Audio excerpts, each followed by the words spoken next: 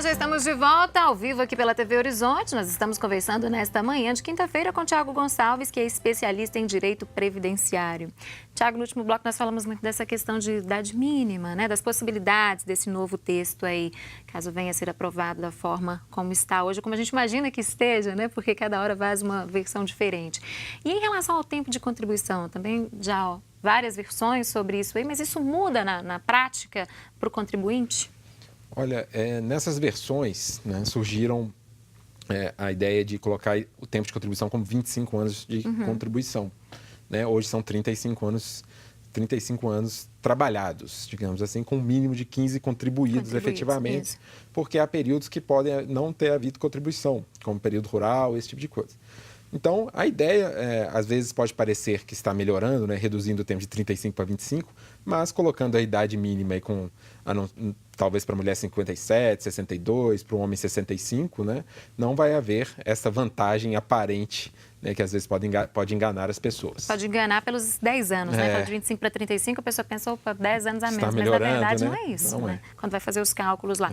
Agora, fala-se também um modelo de capitalização dessa reforma. O que seria esse modelo, Tiago?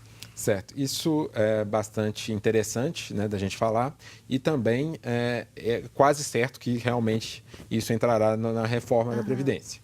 O regime de capitalização é o seguinte: ele é muito semelhante aos planos de previdência privada que a pessoa pode ir hoje contratar no banco, Sim. Nos bancos privados, né, ou nos bancos públicos, e também da previdência privada das empresas. Né? Muitas empresas grandes, geralmente, têm a previdência privada fechada, que a gente chama, para os seus funcionários.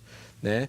No regime de capitalização, a contribuição do trabalhador vai para uma conta própria. É como se fosse uma poupança que fosse criada para ele.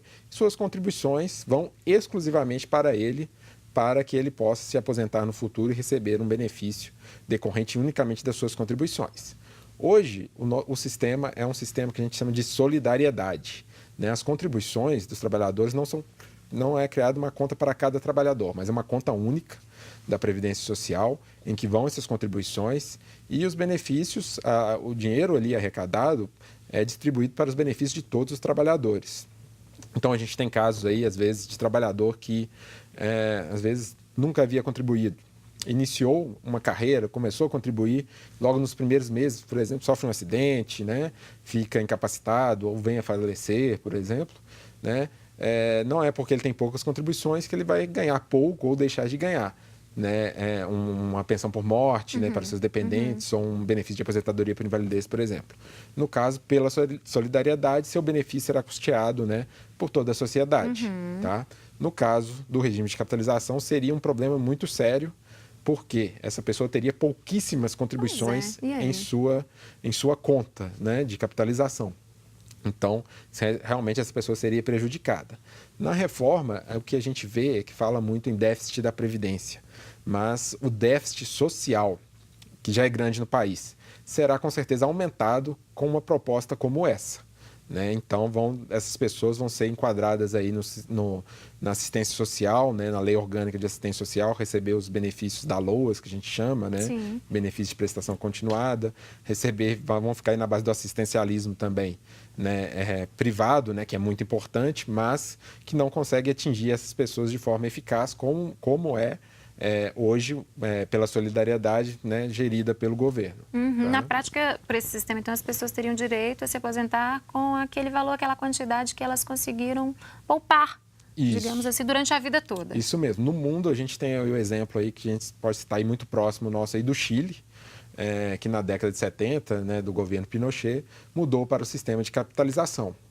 E hoje está tendo um problema muito sério com as aposentadorias, né? Os aposentados ganhando valores muito menores que o salário mínimo de lá, né? E, inclusive, com dados aí bastante tristes do grande número de suicídios de idosos, né? Que acabam se sentindo como um peso para as suas famílias e acabam, né, cometendo aí o autoextermínio, né? Então, uma situação que deve ser pensada no futuro. E no Brasil, hoje, a gente sabe que muitas famílias são sustentadas, têm como arrimo de família os aposentados, né? E aposentados idosos, né? Então, vai deixar famílias aí realmente sem acesso a essa renda, né? E esses idosos nessa situação muito desconfortável, né? A gente tem também esse déficit social que eu estava falando dos municípios. Muitos municípios no Brasil, a maior parte da renda deles vem dos benefícios pagos aos seus moradores, benefícios previdenciários. Então, reduzindo o valor desses benefícios ou dificultando o acesso a esses benefícios com as regras de concessão, esses municípios vão ficar ainda com menos dinheiro, né? Deixando o comércio, a própria arrecadação de tributos desses municípios. Os municípios vão ter mais problemas econômicos ainda. Isso, né? mesmo. Agora, essas possíveis mudanças aí, como que elas podem afetar o trabalhador rural, Tiago? Sim, para o trabalhador rural, essas mudanças já começaram, inclusive. Essa aí a gente tem de concreto a medida provisória 871, de 18 de janeiro. Teve alterações para eles na questão de comprovação do tempo rural. Então, agora... Tempo que trabalham com atividade rural. Isso.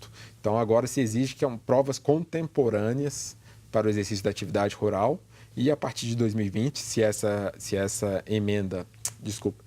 essa medida provisória for aprovada, eles vão ter que passar por um sistema que ainda não foi regulamentado, mas que será... o trabalho rural será comprovado mediante órgãos do governo, mediante órgãos até privados com convênios com o governo. Isso ainda não foi normatizado ainda, né, e depende da aprovação dessa medida provisória. Tá?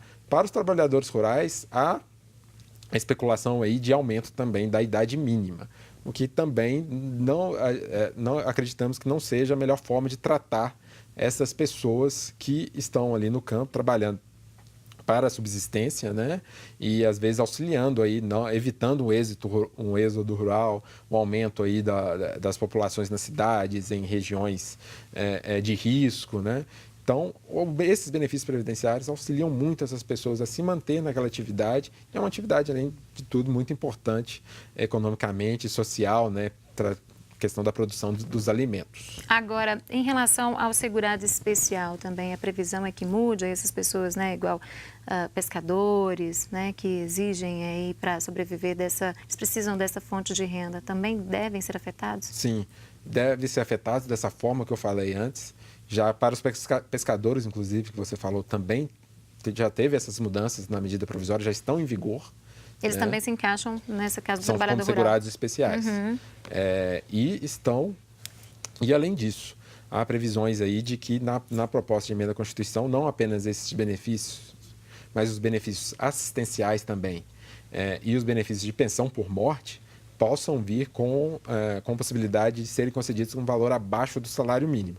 E a gente sabe que com um salário mínimo já está muito difícil de sobreviver, com que um salário mínimo, dependendo do valor, já é muito difícil, né? Então, conceder benefícios abaixo do salário mínimo vai aumentar ainda mais esse déficit social.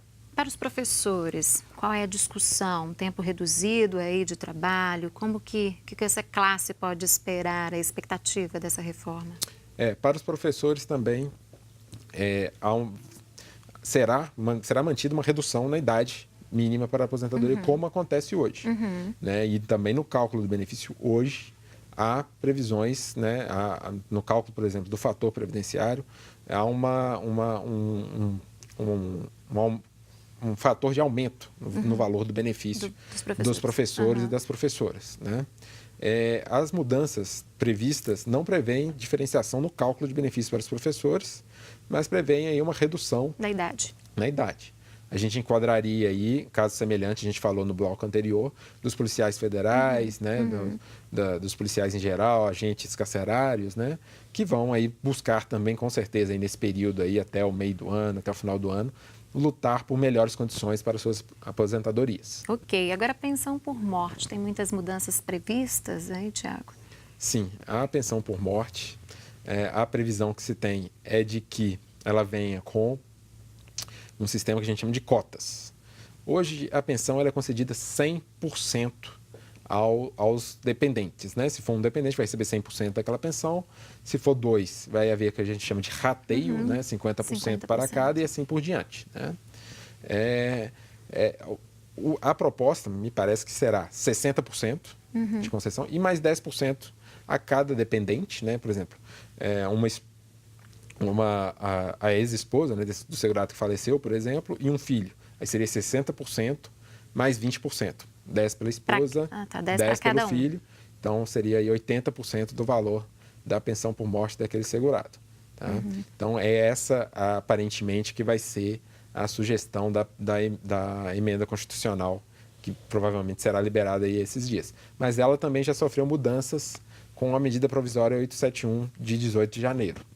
E o que inclui essa mudança? Essa mudança traz para os segurados, né, a necessidade de comprovação, às vezes de união estável, né, quem não era casado formalmente, né, de documentos contemporâneos, né, algo bem semelhante que eles estão fazendo aí com segurados rurais e segurados especiais. Tá? Então, e também a previsão dessa questão das cotas, que onde essas cotas terminarem, né, não voltarem mais para os dependentes que estão habilitados, que estão recebendo a pensão por morte. Isso, me desculpe, isso na PEC, tá? Na proposta que virá aí do governo. Na MP, a alteração da pensão por morte traz ali a questão do valor, também do valor do benefício, né?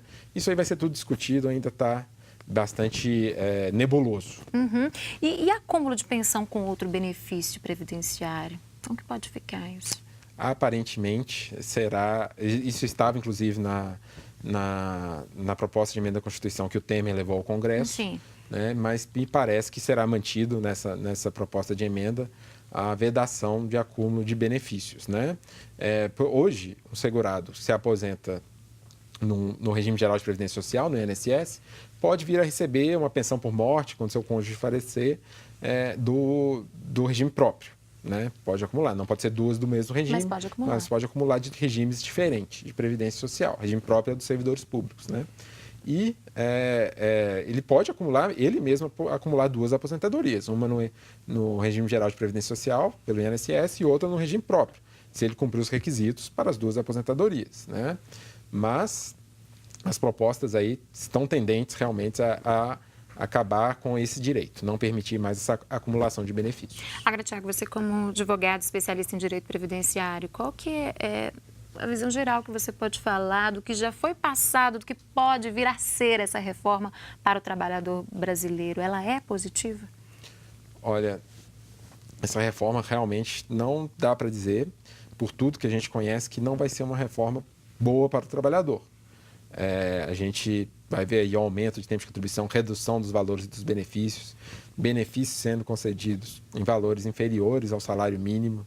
Então, vai ser uma situação assim, bastante desconfortável para o trabalhador, vai deixar o trabalhador bastante ansioso aí em relação à sua aposentadoria nos próximos meses. Né? A orientação, né, como eu havia falado, é buscar fazer um estudo com um especialista em direito previdenciário. Informação sobre cada caso. Né? Sobre cada caso. Porque, por exemplo, a pessoa pode escapar dessas mudanças, incluir com tempo especial, que o INSS às vezes não reconhece administrativamente, com tempo rural de segurado especial anterior a 1991, pode ser incluído no tempo de contribuição para que a pessoa já atinja os requisitos para se aposentar.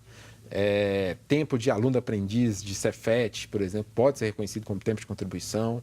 Então, tem várias medidas aí que podem ser tomadas para que a pessoa escape aí dessas mudanças trágicas que vão acontecer com a Previdência Social. Ok, Tiago, quero te agradecer. E as pessoas que estão em casa que têm alguma dúvida, que queiram fazer contato com você, como que elas podem encontrá-lo? Sim, pode fazer contato, né, com o meu escritório pelo telefone 3271-3009, além dos dados aí que já colocaram aí para vocês na tela, né? E, então, esse seria o telefone aí principal para contato, 3271-3009. Muito obrigada por ter vindo, tá? Conversar conosco sobre esse assunto aí que gera tantas dúvidas, né? Deixa a população tão ansiosa, de certa forma, e bom trabalho para você. Eu que agradeço pelo convite. Obrigado. Olha só, e você que está em casa, continue conosco, viu? Nós vamos a um rápido intervalo comercial, mas voltamos já com muito mais aqui no Manhã da Piedade.